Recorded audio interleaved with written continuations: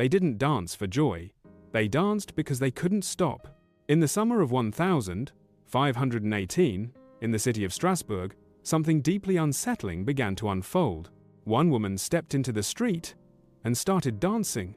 No music, no celebration, just frantic, uncontrolled movement. At first, people laughed. Some thought she was drunk. Others assumed it was a strange performance.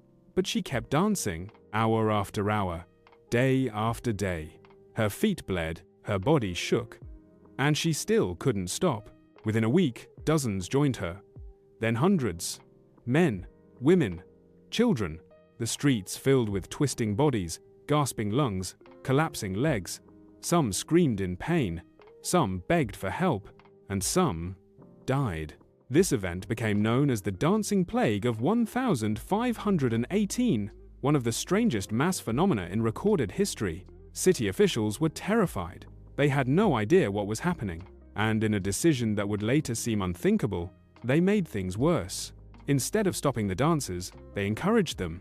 They believed the afflicted were cursed, and that dancing was the only way to purge the sickness from their bodies.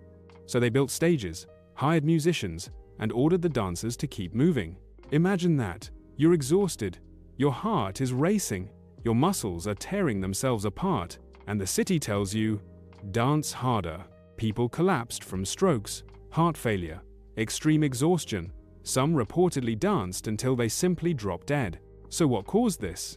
For centuries, historians blamed ergot poisoning, a toxic mold that grows on rye and can cause hallucinations and spasms. But there's a problem. Ergot poisoning doesn't cause coordinated, rhythmic dancing for days. The more disturbing explanation lies in the human mind. In 1518, Strasbourg was under immense pressure. Famine, disease, poverty, religious terror. People genuinely believed God punished sinners with strange afflictions. Dancing mania had appeared before and people feared it deeply. This wasn't a physical disease. It was mass psychogenic illness. In modern terms, collective hysteria. Stress, fear, and belief combined into a perfect psychological storm.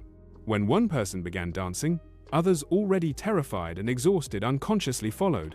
Their brains mirrored the behavior.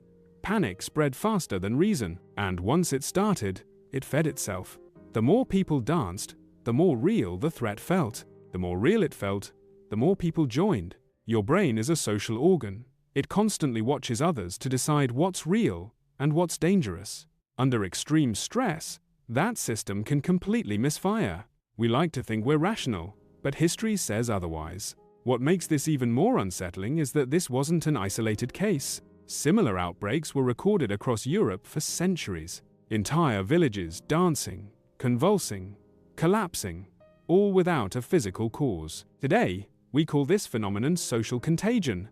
You see it in stock market panics, moral scares, internet outrage cycles, even viral challenges. Different century, same brain. The people of Strasbourg weren't insane, they were human.